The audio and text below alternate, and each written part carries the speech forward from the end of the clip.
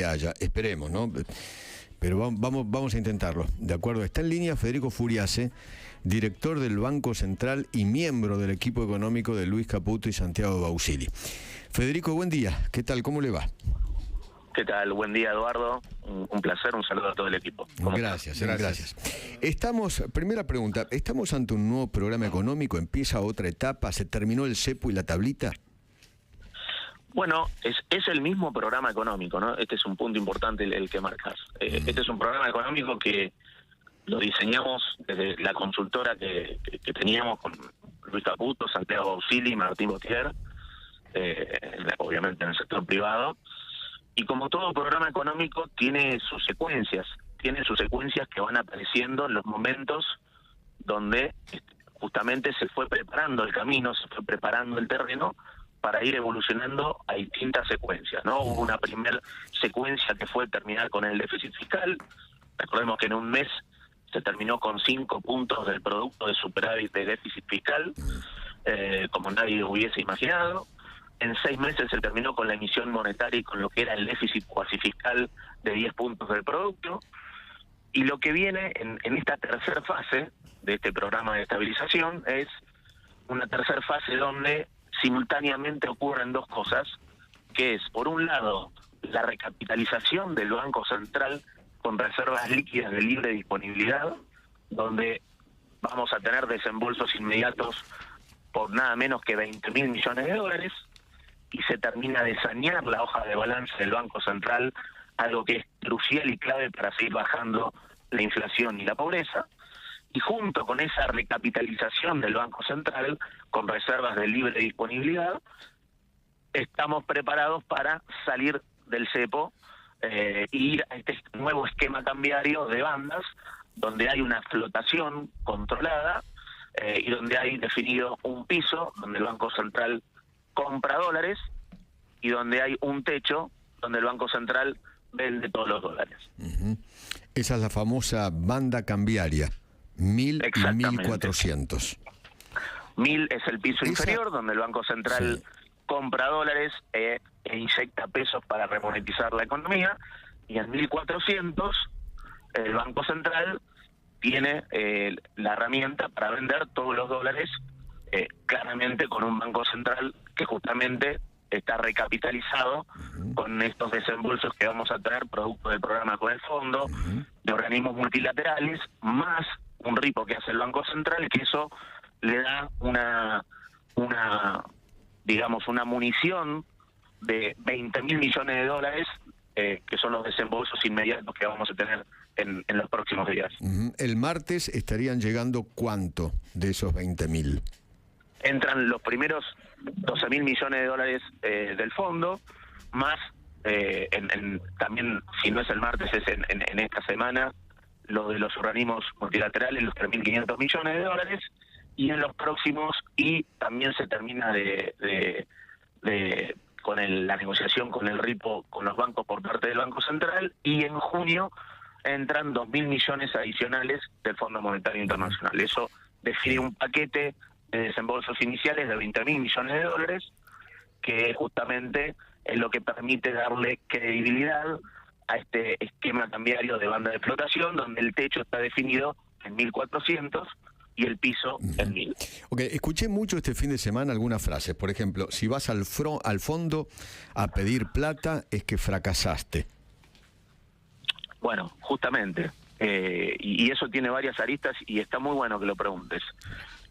Digamos, en nuestro programa de estabilización, la negociación con el fondo justamente tenía que ver para acelerar el proceso de recapitalización del Banco Central. Como se hicieron los deberes fiscales y monetarios, tenemos superávit fiscal, no tenemos la cantidad de pesos emitidos, está fija desde el año pasado, es decir, cumplimos de manera más exigente con las metas fiscales, monetarias, cambiarias y de acumulación de reservas. Recordemos que el Banco Central compró más de 25.000 millones de dólares en lo que fue todo este año y 3 meses de gestión. Entonces, es que el programa con el fondo no tiene un objetivo, como son la mayoría de los programas con el fondo, de apoyo presupuestario, porque ya está ya tenemos superávit fiscal, el balance del Banco Central está saneado del lado de los pesos emitidos, con lo cual, y es por esa razón que es un programa con el fondo en la cual el desembolso inicial es una proporción muy alta del tamaño total del paquete, como nunca hace el fondo. Generalmente en los programas con el fondo hace un desembolso inicial que constituye el 20% o el 30% del paquete total. ¿Eso por qué? Porque es un programa con el fondo, como sucede en todos los casos, de apoyo presupuestario, donde va haciendo desembolsos parciales, siempre y cuando va haciendo un cheque en metas fiscales monetarias. Como todos esos deberes ya se hicieron anticipadamente, porque era parte de nuestro programa que habíamos diseñado en la consultora, es que ahora hay un programa con el fondo que es totalmente distinto. El desembolso inicial constituye un monto muy importante del total del paquete, y no es para apoyo presupuestario, sino que es para recapitalizar el Banco Central para fortalecerlo de reservas. Claro, porque no hay que olvidarse que recibimos la peor herencia macroeconómica de la historia, un Banco Central que tenía 12.500 millones de dólares de reservas negativas desde el lado del activo, y además había una cantidad de dinero, un sobrante monetario, un excedente de pesos dando vuelta, producto de haber financiado sistemáticamente el déficit fiscal con emisión monetaria, y es eso lo que escondía ese riesgo de hiperinflación en la herencia macroeconómica que recibimos. Entonces, si bien se compró 25.000 millones de dólares, que es una compra récord, hizo el Banco Central en el MULC, no hay que olvidarse que 17.000 millones de dólares se tuvieron que usar para hacer frente a vencimientos de deuda en moneda extranjera. Entonces, en este contexto, es que el programa con el fondo lo que ayuda es a acelerar el proceso de recapitalización del Banco Central en términos de reservas líquidas de libre disponibilidad, y eso obviamente es lo que nos deja preparados para poder salir del cepo sin generar ninguna tensión para la gente. Lo que es importante es que esto ya estaba, digamos, el esquema cambiario de banda ya estaba iniciado y cerrado con el fondo en agosto del año pasado. Entonces, esto es parte de una secuencia donde había que ir dando los pasos importantes para poder preparar la hoja de balance del Banco Central, tener el superávit fiscal y la cantidad de dinero controlada, justamente para que esta salida del cepo sea sin ningún tipo de tensión. Okay. Ayer escuchaba a la CUNSA, o en las últimas horas en la tele, decir lo siguiente y me gustaría su reflexión. Ponela. También hay que decir que no se hace en el mejor momento político a 6 meses de las elecciones, ni tampoco en el económico, después de un rebote transitorio, esperemos, de la inflación, y con el riesgo país en 1000, con el mundo bastante volátil. También porque el gobierno tardó demasiado, y lo podría haber hecho el año pasado, que claro, no está más el año pasado, contrafáctico, pero cuando hubo oportunidad de hacerlo, el gobierno estaba en un rincón de confort, si querés, que le daba el cepo. El cepo lo situaba en el rincón, pues supongo que es un ring de un boxeador, bueno, con estabilidad, sin volatilidad, el dólar afuera de las pantallas de la tele y con la inflación en baja, ¿sí? Pero la verdad es que esa estrategia que le rindió 15 meses, hace un mes y medio, José se empezó a flaquear y perdió 2.500 millones de dólares en 3 semanas, la brecha pasó de 15 a 30 y el riesgo país de 600 a 1.000. Por causas internas y externas, pero la verdad que ese combo lo terminó de precipitar. Con lo cual no es que lo eligió ahora porque estaba así diseñado tácticamente, no, me parece que el plan original era dejar esto para noviembre, pero a mitad del río se dieron cuenta que no llegaban. Y bueno, enhorabuena que suceda ahora, porque en noviembre sería todavía más costoso, porque habrían acumulado más atraso cambiario. Pero bueno, también hubo ahí, para decir todo lo que me parece que es verdad, así como es audaz pero no temerario, también es tardío, porque era más canchero decir los mandriles, pero mejor ahora que más tarde. ¿Es así o miente? No, claramente totalmente falso. Como te estoy diciendo, el esquema de bandas estaba diseñado desde agosto del año pasado y cerrado con el fondo, que coincide con la venida de José Luis Daza, que ahora es viceministro de Economía, por eso él también le salió justamente a explicarlo. De hecho, yo fui parte de la primera misión que fuimos en octubre a Washington a hablar con el fondo sobre el programa, cuando ya se había hablado en agosto 24 y cerrado el esquema de bandas. Yo estuve en esa misión acompañando a Luis Caputo, Santiago Bausili, José Luis Daza, Pablo Quirno y Vladimir Warning, donde ya estaba definido el esquema cambiario. La idea era salir en febrero de este año, diciembre del año pasado, febrero de este año. Se demoró, el esquema de bandas ya estaba definido. Se demoró, ¿por qué razón? Por la negociación que tenía que ver con dos cosas: el tamaño del paquete, es un tamaño muy grande, y sobre todo porque nosotros, para salir del cepo, necesitamos tener un desembolso inicial lo suficientemente potente para generar credibilidad en este sistema cambiario. Entonces, obviamente, como el fondo en todos los programas que son de apoyo presupuestario dan un desembolso inicial de 20-30% del paquete total, no hay precedente de un desembolso inicial tan fuerte. Eso fue lo que demoró la negociación. Pero el esquema ya estaba definido en agosto y era parte de una secuencia pensada ex ante y diseñada como...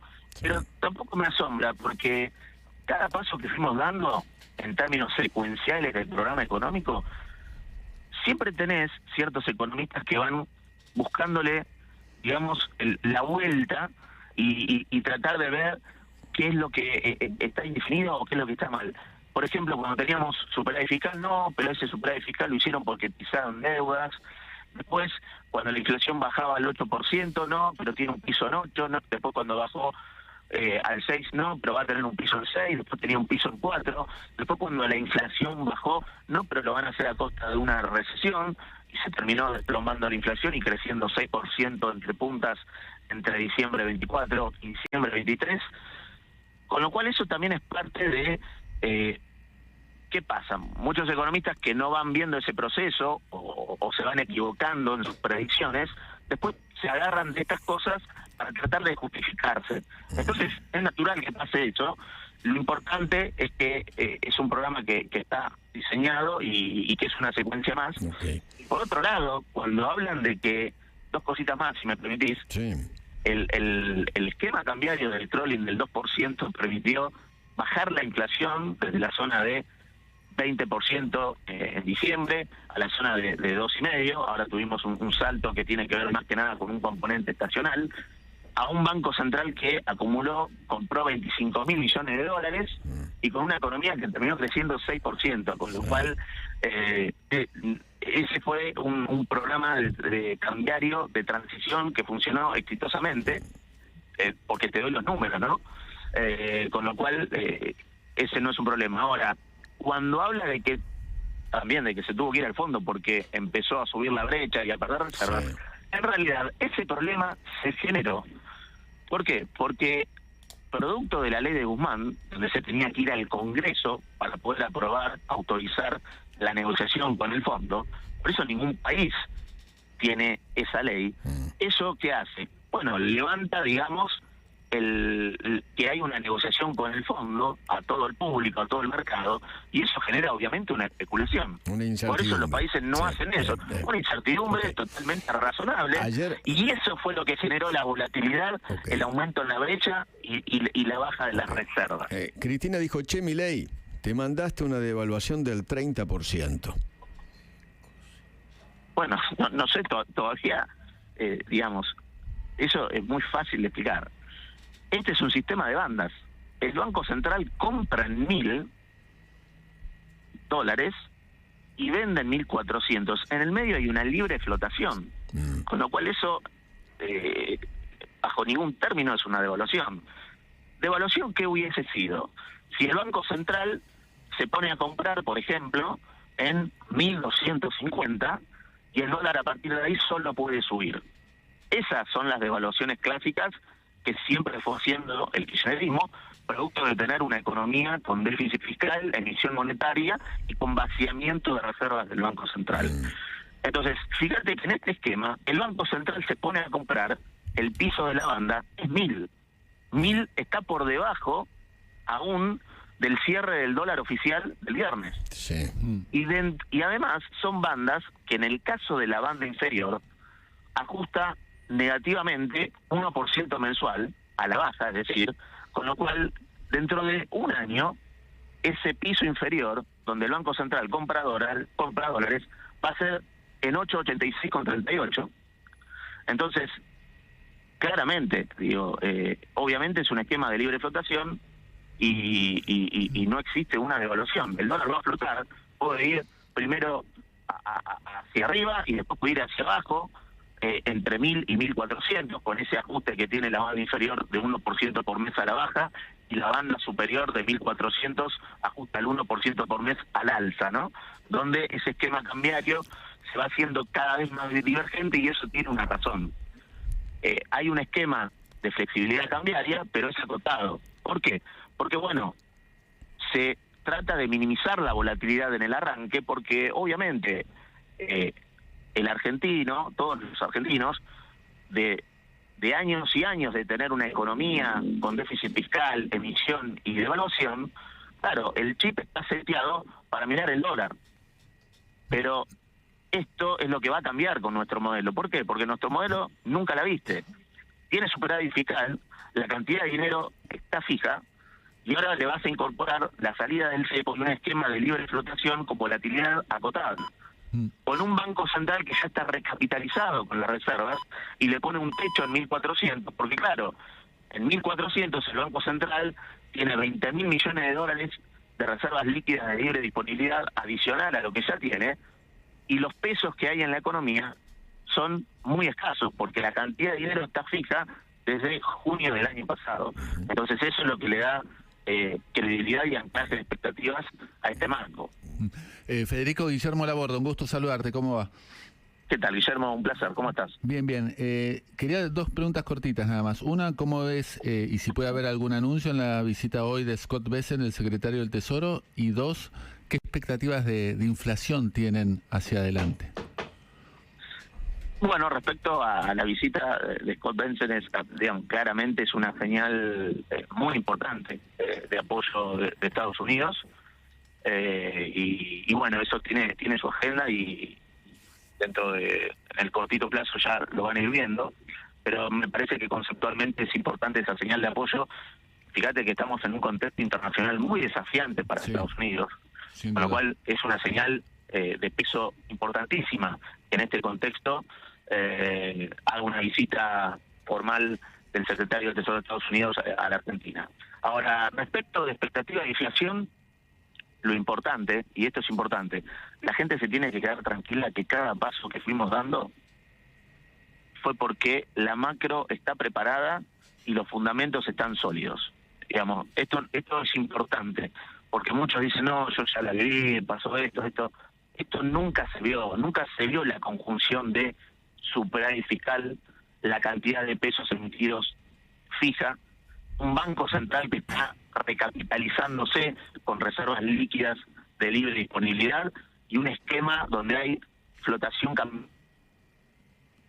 Se cortó. Pero apuntaba que la... Evidente. Eso es una diferencia tremenda. Con lo cual, ¿esto qué te quiero decir? Que si bien la inflación puede tener cierta volatilidad en el corto plazo, en el caso del número de marzo está explicado por el aumento de educación, que tiene un componente estacional típico de marzo, donde aumentó casi 21%. La carne también tuvo otro aumento porque viene de estar muchos meses durante el año pasado quieto, entonces hay una recomposición de precio relativo.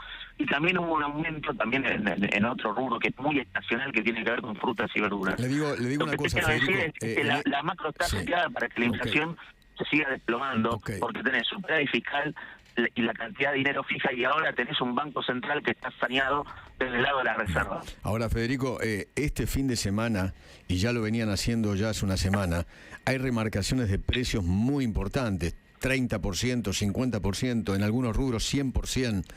¿Usted qué dice a eso? Que